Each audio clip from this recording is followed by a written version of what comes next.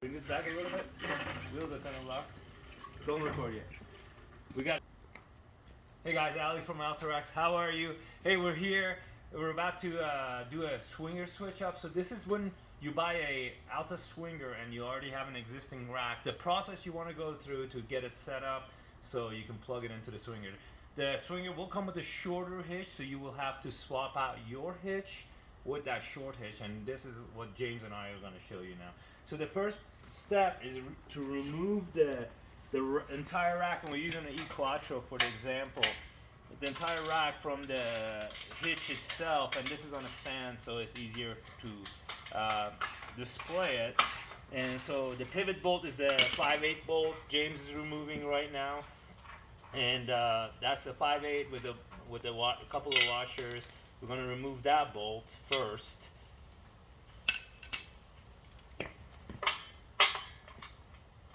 And then the tensioner bolt, we're going to remove that. That's the one with the spiral jacket on it. That tensions the rack. And that's, so you want to remove the two 5/8 bolts. That's how you kind of remove the rack. There's the poly on the inside of the grooves where the bushings fit in, but that's going to be easy to pop down once you release the latch, and we'll go through that too. The OSB gets removed, and then so you kind of leave the bolt in there because right now all the weight is on the bolt. So we're gonna disengage. Come on closer and zoom in on this on the back side. Yep, we're gonna disengage the latch. So how you do that is completely turn it so it's turning the other way, then there's nothing there, right? So this allows you basically to drop the rack down, and then we can, as we drop the rack down, this is a two-person job, as you can see. You want to get that bolt off, and that bolt can get tight. You can use the wrench probably to just screw it out.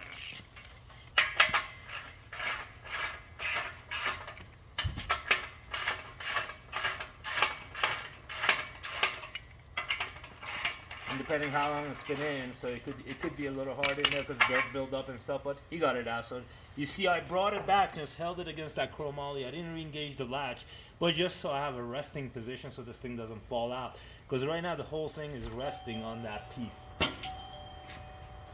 So we're gonna bring it back, and you're gonna pop it off. Just push it in down, and it should release those bushings out of that. So now we're gonna bring it and just hang the baskets. Oh no, we need the sticker up, right? So that's a great point. This is just like an install. You want to have the sticker side up on the main beam, and this is the main beam. So you're gonna have the sticker side up.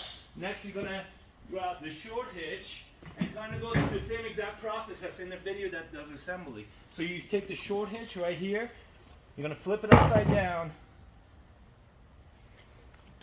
and you're gonna raise that. And you're going to drop it right into the groove. Let's get that from this angle. So I'm dropping that short hitch into that groove, just like the assembly video.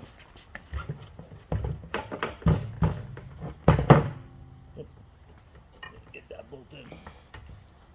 It is not wanting to play. So usually it's easier because you only have the vertical post and the hitch itself to kind of work. But being all this stuff in here, it can get a little tighter. But the goal is basically to swap out. There it is.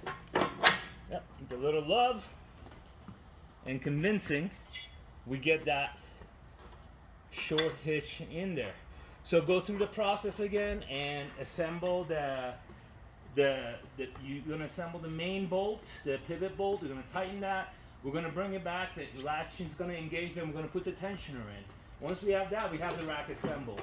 So this will give you pretty much a rack installed on a short hitch, ready to be plugged into the swinger itself. The next video is going to show you how to plug the swinger into the vehicle and then install the rack on it. Hope this makes sense. Watch number 2.